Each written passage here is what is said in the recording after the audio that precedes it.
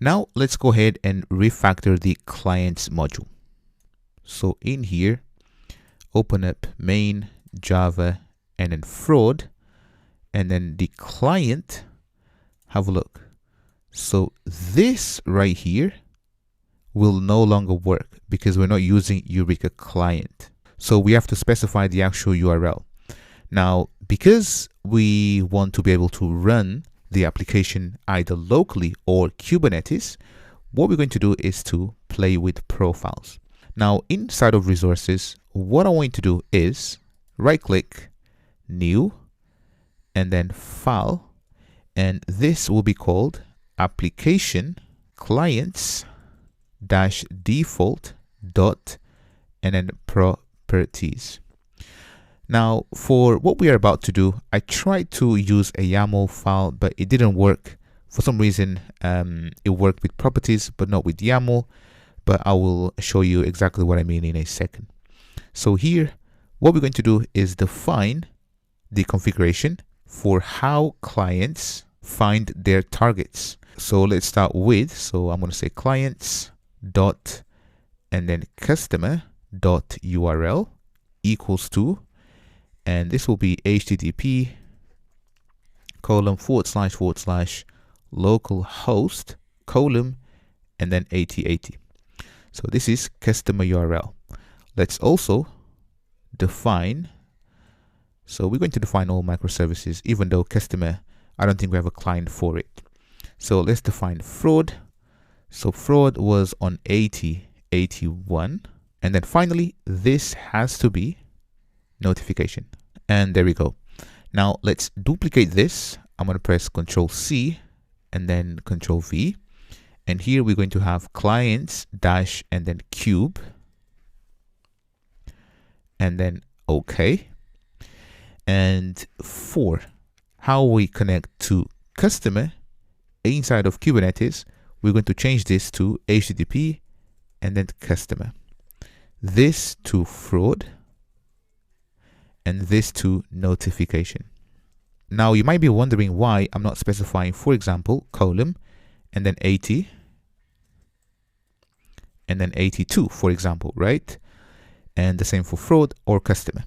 With Kubernetes, what we're going to do is for the service will listen on port 80, let's say for notification, and then it will forward to 8082.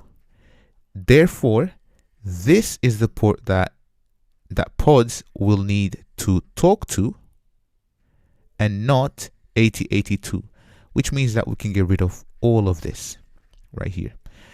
And the cool thing about Kubernetes is that this right here, so it's not localhost or an IP address, but this is the service name. So notification, fraud, as well as customer. So in here, what I'm saying is, so this is the service and the port will be 80 and then the target will be 8080, which is for customer. In this one right here, the port for this service will be 80 and then the target for fraud will be 8081. And for notification, I think we don't need a service because notification talks to the RabbitMQ to pull messages. And to be honest, this is it. Now let's open up the clients. So both for fraud and notification. So here, let's just in here, we're going to basically, so if I press Control space, we can specify the name. This will be fraud, but more importantly, we can specify the URL, and the URL will come from the configuration file. So $ curly bracket and then clients dot and then fraud dot URL. Let's take this and do the same for notification, and there we go. And this should be notification. Now, in order for this to work, we need to open up. So let's open up customer, src main, and then customer application. And in here, I'm going to say at and then property sources. And inside, I'm going to say that I want to basically have the property source from the class path. So this will be class and then path. If I press Control space, you can see that we have client's default and client's cube. Now, the way that we're going to tackle this is by adding $ curly brackets and then say spring.profiles.active. So this will either be default or whatever profile that we are using.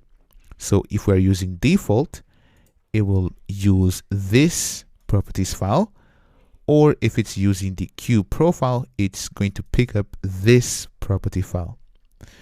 Now in here, so I think this is where things didn't work for me when I tried this properties. So I tried YAML, so using YAML syntax, and it did not work for some reason. Now I'm not sure whether if it's YAML like that and that's why it wasn't working, but I tried YAML like this and it did not work. So let's just stick with properties, and if you manage to change this to a YAML and get things up and running correctly, please do give me a shout. But I just realized that, so here this should be clients dash. So clients dash, and this will be default or cube. So this right here, dot properties, which matches these two properties file. Now let's take this in here and let's add it to fraud. So fraud application, paste that in, and let's also add it to notification. Notification application, and then paste it in, and job done.